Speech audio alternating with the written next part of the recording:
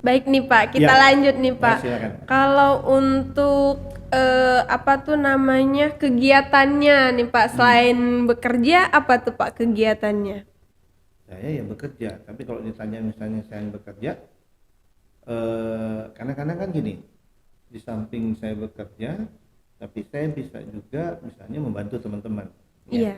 Nah, dalam hal ini misalnya ada yang membutuhkan advice atau apa gitu ya, dalam konteks misalnya sebagai narasumber misalnya untuk hal-hal tertentu mereka butuhkan.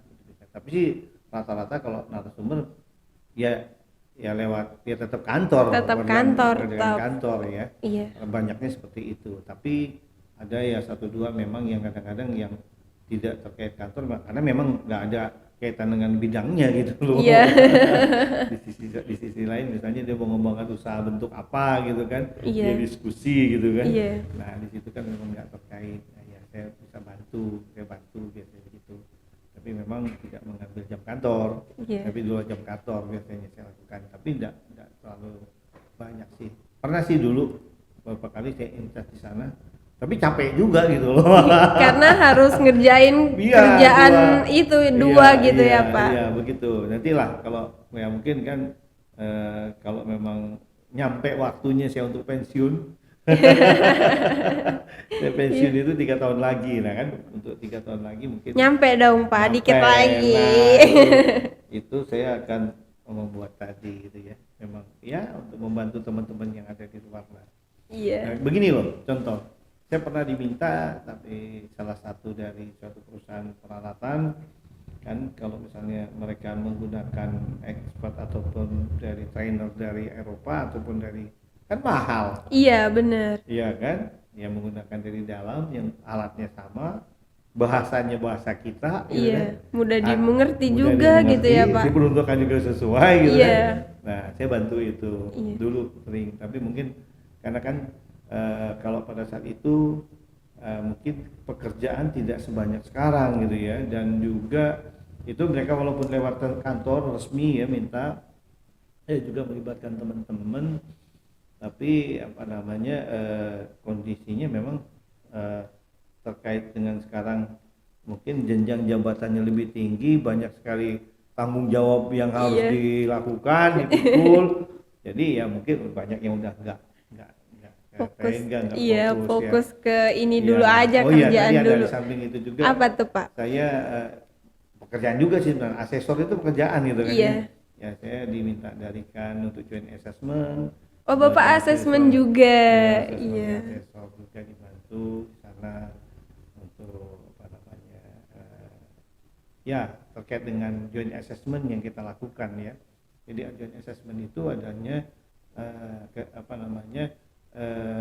terhadap laboratorium lingkungan ya. Iya. Jadi kalau ngomong laboratorium lingkungan ini lagi in nih sekarang. Iya. Belakangan ini nih makin in ini ya, terkait dengan karena di PP 21 tahun 2021 2021 kalau nggak salah itu tentang pengelolaan lingkungan hidup itu apa namanya lab yang untuk pengujian kualitas lingkungan terkait dengan Pertek, terkait UCK itu harus terakreditasi dan terregistrasi. Iya. Nah itu akhirnya mau tidak mau kan? Iya, harus gitu. Harus gitu kan. Nah sementara kan Permen 23 tahun 2019 gitu ya, itu kan terkait dengan laboratorium lingkungan. Dan itu sebenarnya revisi dari Permen 06 tahun 2009. Jadi terkait itu ada joint assessment kan, jadi dan itu melibatkan kami banyaknya untuk di lingkungan gitu ya. Iya baik. Jadi kalau untuk di pekerjaan sekarang memang fokusnya itu yang di KLHK itu Bapak sebagai apa tuh Pak? Nah kalau sekarang itu saya dikasih amanah di kantor itu menjadi kepala bidang pengembangan standar instrumentasi dan pengelolaan laboratorium dan metrologi lingkungan. Panjang banget nih nah, Pak. Saya singkat sekarang. Iya. Sebagai kepala bidang pengembangan standar dan instrumen dan laboratorium. Dan Jadi kan laboratorium. pengembangan standar instrumen dan laboratorium. Karena di belakang dua-duanya itu laboratorium sebenarnya. Iya. Nah, kalau melihat dari sisi kondisi kami pada saat sebelum ini, jadi kalau sebelum ini kan kita masih menjadi di bawah Badan Litbang tadi, kita menjadi pusat penelitian, Pusditbang, dan fungsi laboratorium tetap ada. Tapi kalau sekarang kita menjadi pusat standarisasi, ya kan, instrumen kualitas lingkungan hidup. Jadi ngomongnya- instrumennya. jadi beda. Jadi Beda. ada standar dan ada instrumen. Oh, ada dua. Ada dua sebenarnya. Kalau kita ngomong instrumen itu adalah tools. Contoh misalnya kebijakan itu tools kan, baku Iya. mutu itu tools juga instrumen kan. Nah, kami itu menjadi besar sekarang. Iya. Kalau dulu ngomongnya cuma lab gitu ya, sekarang bukan lab lagi yang diomongin. Jadi kalau dulu standar yang kami bikin atau teman-teman kami bikin adalah standar terkait pengujian kualitas gitu ya, atau pengukuran kualitas misalnya, pengukuran sesuatu ataupun pengujian kualitas lingkungan, parameter apa. Kalau sekarang enggak besar, jadi terkait dengan standar-standar yang terkait dengan kegiatan usaha yang berakibat berisiko ya, menengah dan rendah. Itu yang kewajiban, karena itu memang amanah dari Bu Menteri itu, kita harus ke sana larinya sekarang. Nah, terkait itu pun juga kan ya ada yang saya agak salut juga sama beliau itu, beliau memberitahukan ke tiap lembaga ya, KL terkait pemerintahan dan gubernur seluruh Indonesia bahwa kami Kementerian Lingkungan Hidup punya lembaga baru, Badan Standar Instrumen, yang mempunyai tugas ada 7 kalau nggak salah itu. Apa tuh, Pak? Nah, pertama kegiatannya adalah pembuatan standar pengendalian dampak lingkungan, satu. Iya. Nah, ini yang banyak PR kan sebenarnya. Terus kedua adalah sebagai standar kerusakan lahan kehutanan ini ya, lebih banyak kehutanan. Dan ketiga adalah baku mutu lingkungan hidup dan kehutanan, dan keempat standar laboratorium pengujian di sini, tapi terkait lingkungan jelasnya ya. Nah, iya. terus standar alat pengujian terkait lingkungan juga, dan berikutnya adalah standar uji profisiensi. Nah, memang ini sebenarnya terkait lingkungan, lebih tepatnya sebenarnya standar terhadap meteorologi lingkungan harusnya ya, cuman mungkin pada itu terjemahnya aja uji profisiensi, masalah. Nah, yang terakhir adalah standar terhadap monitoring, sistem monitoring. Jadi lumayan kan, dulu cuma lab doang, kebayang kan? Sekarang udah luas gitu. Luas sekali, dan di kantor kan saya mempunyai staf sekitar 47 orang, dan itu terdiri dari 7 laboratorium kalau nggak salah. Jadi itu lab gitu kan? Laboratorium itu ya Pak, iya. 7 gitu. 7, dan iya. ada sekitar, kalau lab penguji itu sekitar 350 atau 400 parameter yang sudah diakreditasi oleh KAN, termasuk juga lab kalibrasinya, ada beberapa besaran. Nah, belum lab sekarang yang kita kembangkan adalah lab meteorologi fisika dan lab meteorologi kimia. Nah, itu yang menjadi nanti sebenarnya terkait dengan standar-standar, termasuk juga dalam hal ini kita mengembangkan standar. Kan gini nih, sekarang banyak di pasaran, misalnya sebagai contoh untuk peralatan udara. Ini saya sampaikan di sini juga supaya bisa lebih pas gitu ya. Orang menggunakan yang low cost sensor. Low cost sensor itu jadi yang murah.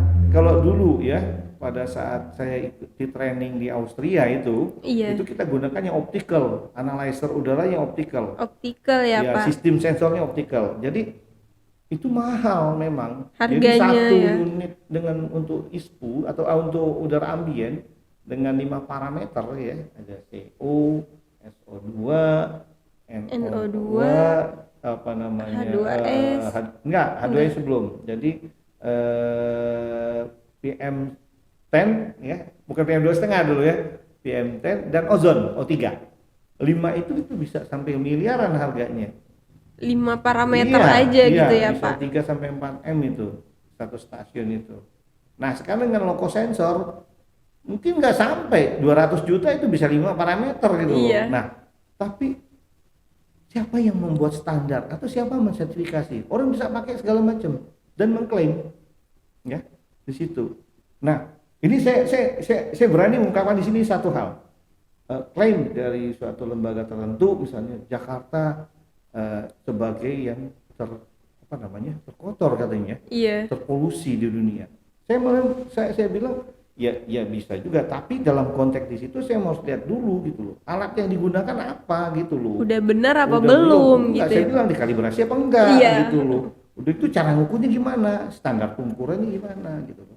Jadi sudut pandang yang berbeda akan menghasilkan yang berbeda. Iya betul. Ya, dalam hal ini ya kita harus fair gitu loh. Masa misalnya alat yang untuk mengukur 1 jam atau 2 jam klaim langsung, enggak, harusnya pola panjang gitu kan. Iya. Nah, saya berani berargumen ya karena kita udah nyoba semua Iya. ini gitu loh. Teman-teman di Tangerang juga pernah diklaim seperti itu. Tapi yang diukur misalnya PM2,5 doang. Apakah PM2,5 itu mencerminkan polusi udara yang jelek gitu ya? Mungkin bisa menurut WHO, tapi hanya untuk itu doang gitu loh. Iya. Tapi gimana yang lain gitu kan? Nah, harusnya seperti itu. Jadi harus komprehensif kalau saya melihat. Saya sengaja ini mengkritik untuk itu. Iya. Karena sudut pandang yang berbeda akan menghasilkan yang berbeda. Nah, yang gawatnya kalau kebijakan dihasilkan yang berbeda, kasihan gini itu loh, mengklaim seperti itu kan. Nah, jadi tadi kita berkewajiban membentuk, jadi membuat standar ya terhadap nanti pengujian jadi untuk sertifikasi terhadap sensor-sensor tadi, termasuk juga untuk yang water quality monitoring system. Kenapa?